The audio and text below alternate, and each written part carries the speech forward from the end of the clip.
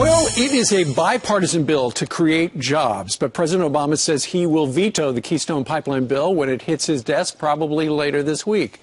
Why? Senator Joe Manchin is a Democrat who plans to support the bill. Despite the president's threats, he's a member of the Senate Energy and Natural Resources Committee. Good morning to you, Senator. Good morning, Steve. How are you? Doing okay. I know you've got 9 Democrats who are squarely behind this. All the Republicans are, but there's one Democrat who is not, and that is the president, and he's going to veto it. Why? Steve, it's just a shame. It's just really, truly a shame. I don't know why. I can't speak to that at all. And the bottom line is that with 9 bipartisan Democrats and Republicans working together, all we're asking for is look at the bill, look at the jobs it creates, look at the security it gives our nation. It makes us less dependent on foreign oil. We're buying oil from Venezuela. We're buying oil from Saudi Arabia. We're buying oil from Russia every day. This would diminish that. And then we buy from the friendliest nation we have in our ally, Canada.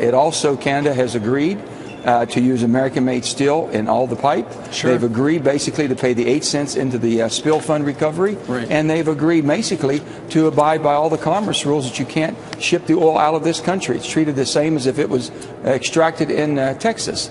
We've hit every barrier, and I just cannot understand for the life of me. Well, you know, a lot of people say, look, the president, it raises a lot of money with the environmentalists. He's got to build that big library. He's going to go with his hand out, asking them for money. And if the pipeline gets built, they'll say, look, they built it on your watch. I'm not going to give you any money. But Steve, here's what, the environmental community. Basically, it's more of an environmental hazard to transport that oil, which is being done right now by rail and by truck. And even all the environmental impact studies have shown that. It's much more cleaner and better for the environment if we do it by pipe. Right, and who's getting rich off the fact that we're shipping it by rail? Warren Buffett, who owns those railways, but I'm sure that's just a coincidence that he's a big Obama supporter.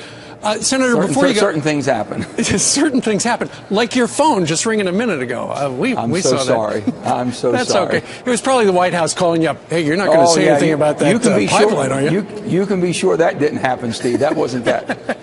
Before you go, Senator, what is your message for the President of the United States? I know he watches Fox News. He was just talking about us.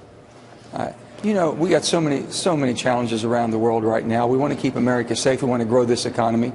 We have a chance to grow the economy if we had a good energy policy, if we got our fiscal house in order, and basically people they could depend on government working with them and not against them. This is such a strong legacy he could leave for the last 2 years, working with all of us, even though we might not agree. You know what? I can respectfully disagree, and I always respect your opinion, but you should at least talk to us, and we should work together to try to find a common solution. We do that in West Virginia. That's how we act in West Virginia. Because you're a fair and balanced state. All right. Senator Manchin, thank you very much for joining us. Thank you, Steve.